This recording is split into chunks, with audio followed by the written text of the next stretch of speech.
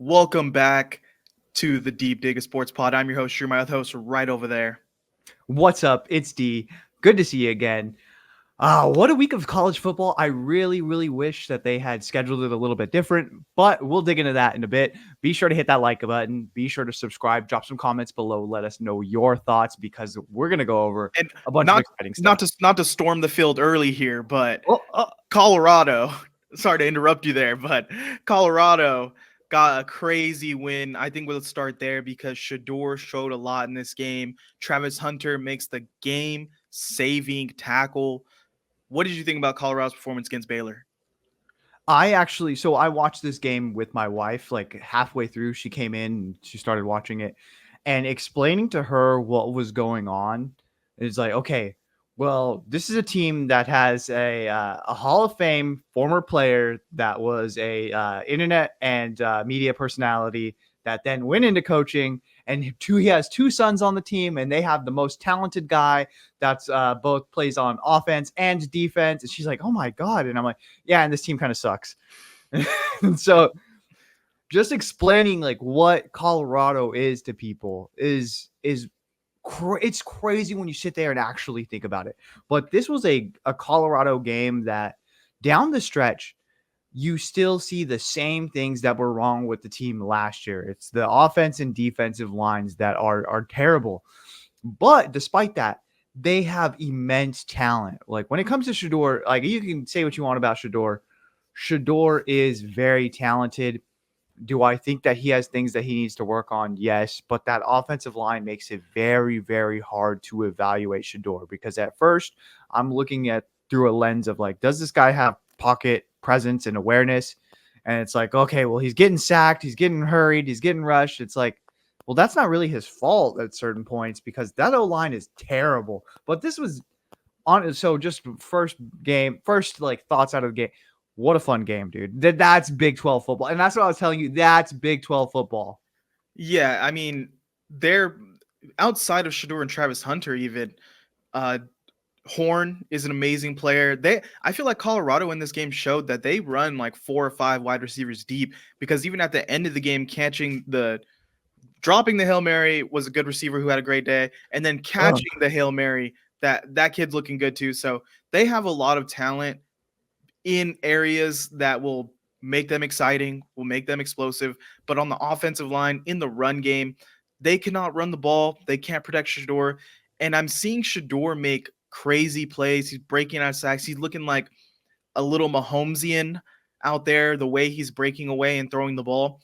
But then I'm thinking to myself, is he going to be able to shrug off 300-pound linemen in the NFL the way he's doing at Colorado right now against Baylor? Like, I don't know. The amount of sacks he got out of by just being physical, is he going to be able to do that same thing in the NFL and carry all over that playmaking ability when the play breaks down? I just don't know because the talent level is going to be so much greater, and I need to see him against more talented defenses. But also the more like that's what we were saying last week, I think, when we talked about this Colorado team. It is hard to evaluate Shedeur because you want to see him against better defenses, but then it becomes a complete wash because that offensive line is just not up to par. And that's I don't know how Dion is going to build out this program because I mean they only have I think one starter from last year on that offensive line. They completely revamped it, but it's the same song and dance that we seen last year. They just can't protect the quarterback. And so it's like, what are we doing? Like, and they just don't have the ability to go out and get a 5-star tackle because why would they go to Colorado? They can go to the SEC where they know, like, okay, this is where offensive linemen from the NFL are born and bred. We're going to go ahead and go there. You know what I mean? So it's like, Yeah. how, if you're this program, what are we doing to make sure that we have a life after Shedeur? Yeah, definitely the shine comes out off of Colorado after this. I mean, the whole team is out there wearing gold chains. They got a lot of armbands. They're all looking pretty nice. Got the swag up. But when Shedeur leaves and Travis Hunter leaves and Horn leaves, how interested are players going to be wanting to come there? because it is like, okay, these top players are really carrying the rest of this team. It's not really a balanced team talent wise. So yeah, I think this program is going to have a hard fall off next year. And it's not like they're even at the top now. Like they're storming the field for beating an unranked Baylor team. Uh, this is as good as it's going to get for Colorado right now. And I don't think Dion's going to be there next year to really see if he can be an elite level coach without the talent that he has right now. But I let's will move. give them that though. That this was a fun game, and if you're going to storm the field, it's going to be for a game like that. They deserved it because they pulled it out of their ass. Like this was a game that I was like, okay, they lost, and even on that last play when Shedeur does launch it down to the field, or the last play from scrimmage where he launches it down the field, I thought he was taking a sack there. That was crazy that he got that out and that he got so much arm into it. And I know you were like, what is Baylor doing? What was Baylor doing? They should have had that end zone just stacked with bodies. Like, They're what are going we doing here, press guys? man on a Hail Mary. Like, just play a soft zone, get back there. Everyone, yeah, we got to move on, though. Let's talk Tennessee, Oklahoma, because this one looked a little close. And then Oklahoma just started giving this one away. I know they bench their quarterback, Jackson At Arnold. half. He looked awful. So is this Oklahoma team just kind of bad, or is Tennessee proving that they're legit top five? I think it's a little bit of both. I think that this Oklahoma team has some fall off because Lincoln Riley took guys and they had, I don't still think they're where they were at before. But even if Lincoln Riley had stayed at Oklahoma, and we'll get to Lincoln Riley after that motherfucker, but I think that they were going to have some growing pains going into the SEC. They were expecting Jackson Arnold to be this superstar quarterback, and he obviously is not. Yeah, I did a lot of trash talk before this because I knew Oklahoma was going to get in there and get smacked up. I knew that Oklahoma just didn't have the dogs for this race, but you could even like in the broadcast, Herbie was ripping Oklahoma because Oklahoma was pulling some like really petty stuff, dude. When Tennessee started to go up early and started to feel themselves, they started to play up tempo, and Oklahoma had guys just falling out with injuries and Herbie was ripping them. He was like, "What are we doing? That's not like, yeah, I guess it's not legal. There's nothing that we can flag them for, but like that shouldn't be part of the game. That's ridiculous." And so they try to do cheap tricks to like stay in the game, but ultimately they just don't have the dogs for it. And when you have to bench your 5-star sophomore quarterback in your first game at half in the SEC, you probably don't belong there. Well, I would go ahead and if I'm the Pac-12, I'd give them a call and be like, hey, maybe we can swing you here because you don't belong in the SEC, bro. If you're Oklahoma, and you're not going to compete for years. So it is what it is. Yeah, they're way off. Tennessee, I think we've been saying this all season. They should be ranked higher. They should be ranked higher. They're at number 5. I mean, that performance I think should bump them up even more. But we'll see. We're gonna cover the rankings on Nico is Wednesday. so good, dude. He's amazing. And I mean, Nico, I love the running backs, Bishop out there. Like they have talent all over the board, and I think this is a team that has a legit shot at a national title this year. And I don't think we've seen Tennessee be this good in a long time. So you mentioned Lincoln Riley. USC loses a close one, 24-27 to Michigan. I just want to point out Michigan's quarterback, Alex Orji, 7 for 12 for 32 passing yards, and Michigan won this game. How you that's feeling? embarrassing. How That's you feeling? embarrassing, bro. Lincoln Riley, he coached this team into a loss. Like, what are we doing? When you lose to a guy who threw 12 passes, who ended up having 32 yards, like that's ridiculous, dude. This is on Lincoln Riley. He's proven before he cannot win in big games. He continues to do this over and over and over again. He has just showed me that he is not a serious coach. I was thinking that they were going to go in there and dog walk this team because Michigan is not good.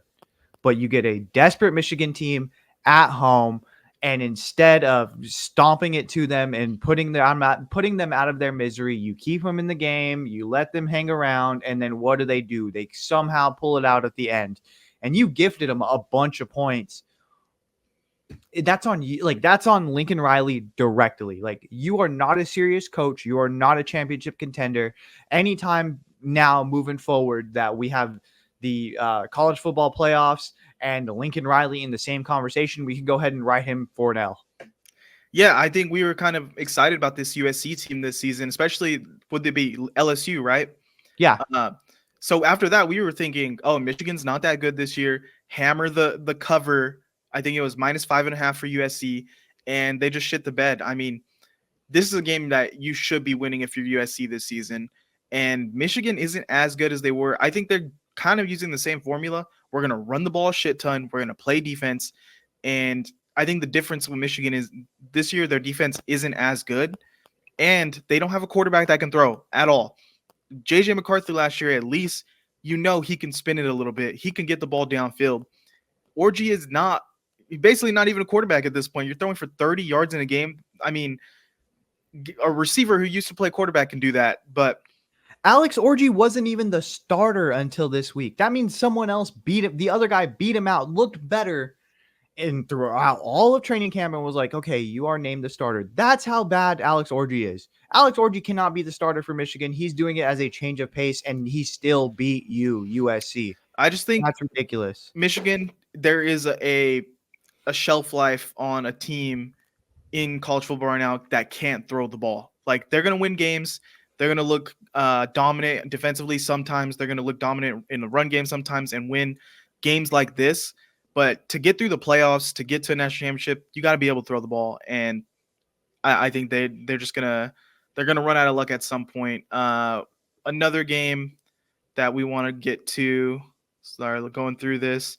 The Kansas State BYU, and I just want to talk about this one because Liv Moss. There's a much like what was the guy previously?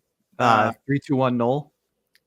The one he said if Florida State loses, yeah, 3-2-1 Knoll. What was he gonna do? He would eat dog shit out of a red Solo cup with a spoon. And we got another one. At least this guy, he hasn't deleted his Twitter. He's still tweeting. He said if Kansas State loses to BYU, he would shove was a beefy five-layer burrito up his ass. And I'm watching him tweet during the game. He's like, I'm so cooked. And then BYU tweeted out the game score and put Liv Moss. So the entire internet, it's crazy to see two situations that are so similar, but being handled so much better with the Kansas State fan. Like, he's taking on the chin, he's in on the jokes. Florida State guy was MIA. He's shunned for the rest of his life. His friend group is even shitting on him. So I guess if you tweet out something crazy like this, just own it. Yeah. I mean, did you see he tweeted a video of him coming home after buying the beefy 5-layer burrito and he threw it in the freezer? We need 5-layer burrito update. Did you see the sign in the stands? It was a guy hiking the burrito up his ass. Okay, we're done with that. But the actual game, like, this was a complete trap game for Kansas State. They're coming off of their biggest win of the year. It was the blowout of Arizona, who everyone was like, okay, Arizona could be a really good team. They were ranked. Kansas State comes out and just blows the doors off of them. Avery Johnson shows off his athleticism, shows that he can sling it a little bit, and they're feeling good about themselves. But then they have to go to Provo. And this BYU team they're real. They actually might be one of the most hard-nosed teams, and they might have one of the most sneaky, underrated home field advantages going into Provo. You don't win going in there. You know what I mean? Yeah, I mean, I expected a lot from Kansas State, especially with the quarterback play. Tough blowout, and they're not going to be ranked anymore. That's tough. No, they're done. That's tough for the Big 12. But that's Big 12 football. The Big 12. I know we don't have favorite teams. I think I might be a Big 12 guy. Like, realistically, I like the Big 12. And the reason I like the Big 12, and this is going to sound like a diss, but it's not. Okay, the SEC is the best conference. The Big 10 is probably like a good mix. It's like a hybrid of Big 12 and the SEC, where it's like you get the real fun, high tempo offenses, but you also have some linemen that are going to play in the league. The Big 12 doesn't pretend about what it is. This is college football. We have quarterbacks that we know are not going to make it to the league, but they're going to go out there and they're going to run the ball and they're going to sling it and they're going to do their best. That's what I like about it. And so Avery Johnson's a guy who is not going to go to the league. He is a guy who is purely athletic and he can sling the ball sometimes, but he is not a good quarterback. Like, he's not a good quarterback. He's a guy who's going to make his due being athletic, making things open up down the field, and hopefully getting people the ball when they get open. It's not like he's going to pick apart defenses. So here he was just exposed. You know what I mean? He got into a situation where they're like, okay, throw it. And then he was like, I don't know. All right, let's talk about a team that, I mean, early on in this game was getting a little exposed, but ended up being a crazy blowout. Miami takes out USF 50-15. Cam Ward looked amazing, just had the one pick. Dominant Miami performance. They're a team also that we're saying could be national title contenders. What did you see about from Miami and Cam Ward this game? Miami, like, Cam Ward is cocky, bro. I love it. Did you see when they were on the goal line and he said, we're running it right here? And they ran it right there and they still broke through. It's like these guys know that they are better. They are going to go in there and show you that they are better. And then they're going to walk away and flex. Like, this is a Miami team that is really good. And I don't see a whole lot of teams besides like the big boys in the SEC. Because what's going to beat Miami is someone's going to smash them in the mouth. And it could be a sneaky team like Utah. That almost happened this game. Like, USF came out, threw some haymakers, and it was like, okay, is this Miami team of old where they lose a weird game, or are they going to bounce back and figure it out? And they figured it out. Yeah, so I think that they showed that they are human. They showed that they can be beat, and it's going to take a smash mouth style to beat them, because if you're going to go touchdown for touchdown, like, realistically, I think that for them, the ideal play would be like, okay, the best team that I know we could beat is Tennessee. You know what I mean? Because we're going to go tick for tat with them. We can do that. Like, we can sling it around just like they can. I think once they get into like the Georgias, the Utahs, the teams that will like actually take it to them on the ground, then you're going to get into some trouble. Well, let's get into Utah, because a really hyped game this week, Utah, Oklahoma State. Utah pulls it out without Cam Rising. Actually, Isaac Wilson got another go at it at quarterback. Not his best game, 17 for 29, 207, a touchdown, 2 picks. I think this Utah team is that talented this year that they're overcoming the kind of mediocre quarterback play. And if Cam Rising's there, like, how dangerous can this team be?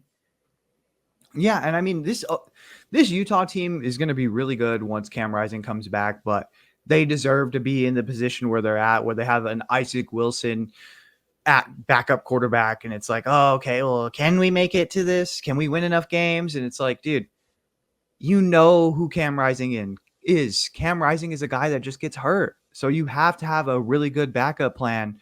And I know they won this game, but Oklahoma State is a team that they were really hyped coming in, and I don't know if they're ever going to live up to that hype at any point this season. They just seemed like they just didn't really get the train going. Ollie Gordon, who was supposed to be the best running back in the entire nation, just isn't looking good. I think prior to this game, he was averaging like 2-3 yards a game or a carry. So it's like their best player was not producing. The offense, it will get points, but then it looks stagnant at some point. You'll see like really big time periods where they just look off on both offense and defense.